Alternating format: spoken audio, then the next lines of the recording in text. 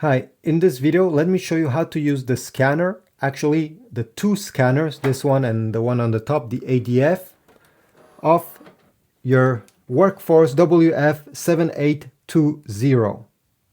So let's get started right away. The first step is to connect this printer to the same Wi-Fi network as your device that will be receiving the scan. I'll be using my iPhone for this video, so I'll show you how to connect first of all over here. And then I will show you how to get the results from here directly on your device using Wi-Fi. So here, this is the main menu of the printer. If you don't see it, press the home button so we all start on the same page. You're going to tap on the top of the screen where you see the Wi-Fi symbol. You're going to select Router. Start Setup.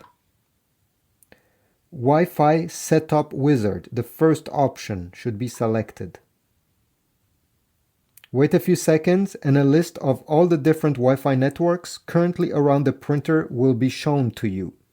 You need to find, well, your network, and you can go down, it's a touch screen, so find your network, tap on it, tap on Enter Password right under it where it says Enter, and type your password using this keyboard. If you have numbers, well, you can select numbers. Once you're done typing, you're going to press OK. Then select Start Setup. Wait until the connection is enabled. Usually it takes around 20 seconds at this point. Don't touch anything.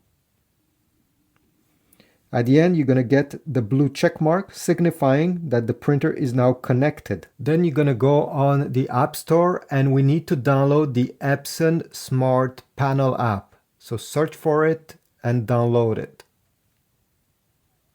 Once you open the app, usually after clicking a few things to accept their terms and services, the app will start searching for your printer. Wait a few seconds, be patient. After around 30 seconds, I can see WF-7820 series. I will tap on it. Connection is completed. Press OK. Let me show you how to scan. This printer has two scanners. If I lift this cover, we have the first one. If I put it down, we also have an automatic document feeder, ADF, on the top. Let me show you how to input paper in both of them. So for the automatic document feeder, right over here, to input paper, where it tells you here, you're going to take your paper or stack of paper, you can have 20 pages at the same time, and you're going to glide them with the top part of your text facing the left side, as you see right now, and with whatever you want to scan facing up. You're going to glide. And you have those tabs on the side where you can move them. I'm scanning letter size, so LTR. Make sure you stop beside the size of the paper you're trying to scan. Okay, great. So this is how you input paper in the automatic document feeder. In the future, by the way, if it jams, there's a way here we go, to open this panel and unjam the automatic document feeder.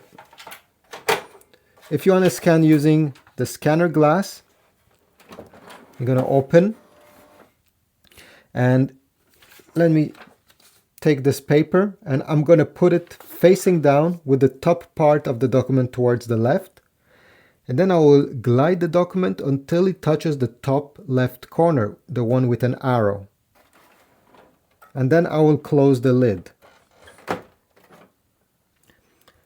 On the main page of the app, you're going to tap on Scan, select where you have input your document, in my case the scanner glass.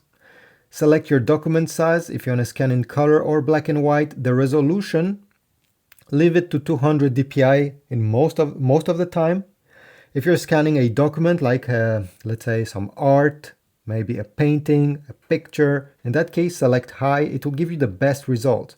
It will also take a while to scan, so that's the trade-off. That's why I'm suggesting to leave it at 200. And then you have remove background. Don't touch those things. The important thing is here, image format, select in which format you would like it to be saved. Then press the start button and wait.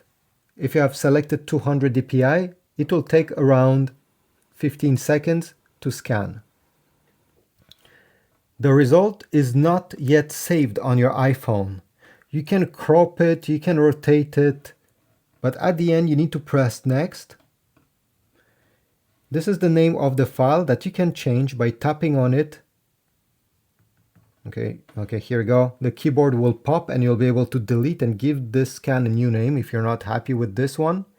And at the end you have save if you want to save it on the memory of your iPhone, or this square with an arrow in case you want to share it with your contacts or with certain apps. Only after pressing one of these options the document will be saved. So this is about it.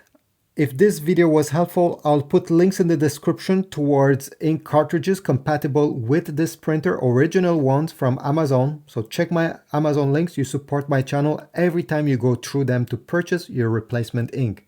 Otherwise, like, subscribe, and I'll see you in the next one.